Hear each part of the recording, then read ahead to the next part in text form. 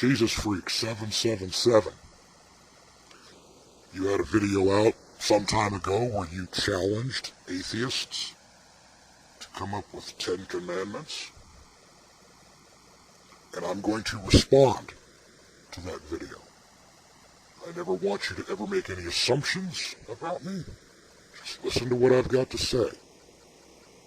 I'm going to tell you in advance that I am very well versed with what's commonly called the Bible.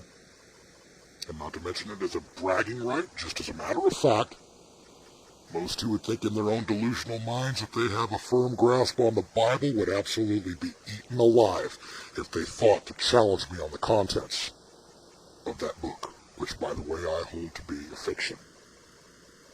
I know, I'm Satan, right? That's Satan talk. Because Satan knows the word inside out too, right? And he will attempt to deceive you. So, for the sake of just getting all that out of the way, let's play devil's advocate, and I'm going to say you got me. I'm Satan. Lucifer. That great deceiver. So I'll have to ask you first, is your soul for sale? Many Bible believers have their own preference in biblical translations, because I'm going to give you some quotes here. And generally they abide by the translation that suits their own particular beliefs. They'll come up with a belief first, then they'll find the translation that supports that belief. And quite often, they're going to twist the words to arrive at their own biblical translation that supports what they believe. Now, I particularly go by the Farrer Fenton version, and I'll tell you a little bit about that.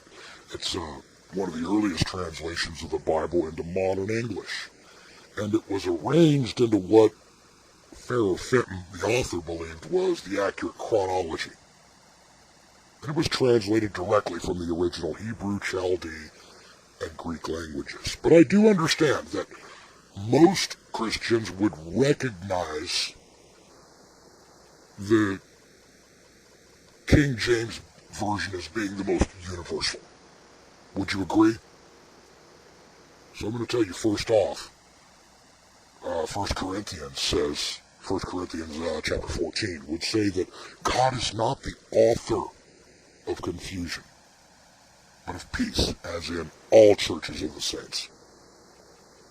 So keeping that in mind, anytime somebody says, this is the truth, no, that's the truth, no, that's the truth, God is not the author of that when it's confusion.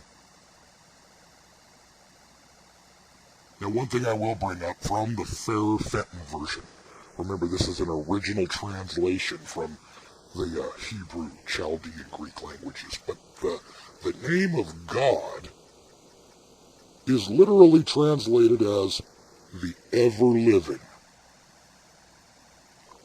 And notice that the name isn't actually personified. So ask yourself, what is ever-living? The truth is ever-living. The truth from 1,000 years ago is the truth today. Even though people may misrepresent the truth, which is also called a lie, even though facts may become distorted or lopsided or told from a one-sided perspective, that isn't the truth. The truth is not vain superstition. The truth is not fabricated. And I believe truth must always be told, propagated, valued, and never compromised. So biblically, keeping all that in mind, when in your original 10 Commandments from the Bible it says, thou shalt have no other gods before me, that's the truth. You should always tell the truth. When he says that thou shalt make no graven images, well, that would be a misrepresentation of the truth, right? And you're not supposed to do that. Thou shalt love the Lord thy God with all thy heart, mind, and soul. That is truth. So my first 2 commandments that I'm going to get actually from your Bible was when there was a question posed, which was posed by a lawyer, by the way. Woe unto you lawyers. You're going to be with me soon enough. Because he even said, ye serpents, ye generation of vipers, how can you escape the damnations of hell? But anyway, he was asked, what is the greatest commandment? And he said, thou shalt love the Lord thy God with all thy heart, and with all thy soul, and with all thy mind.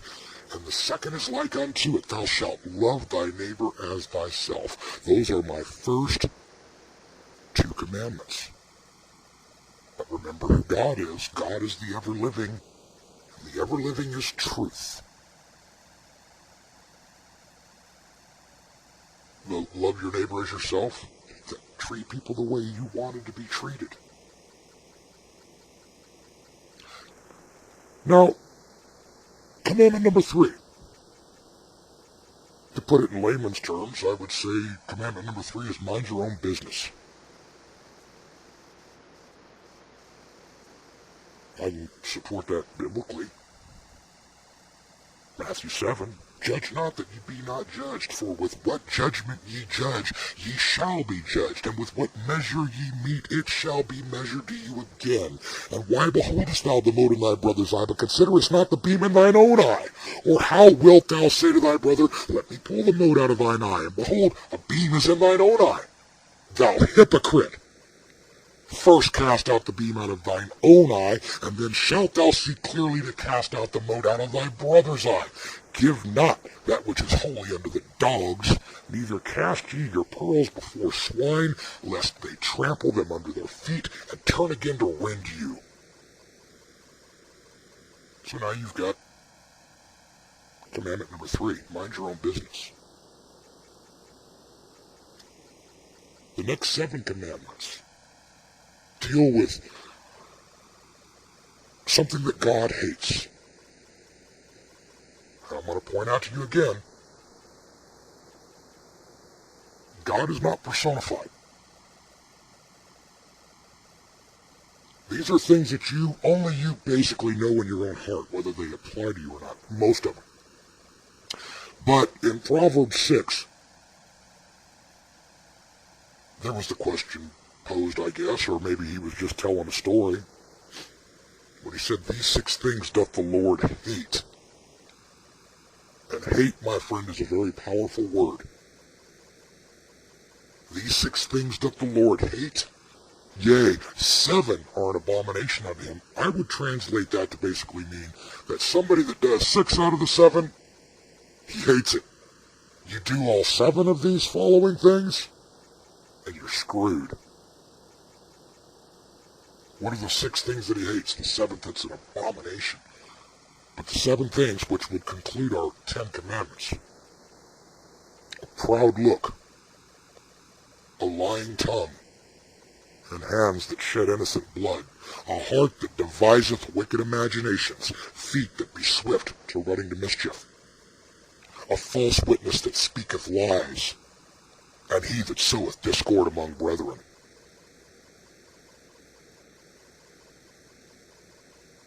And thou shalt not in front of these, and there you have 10 commandments.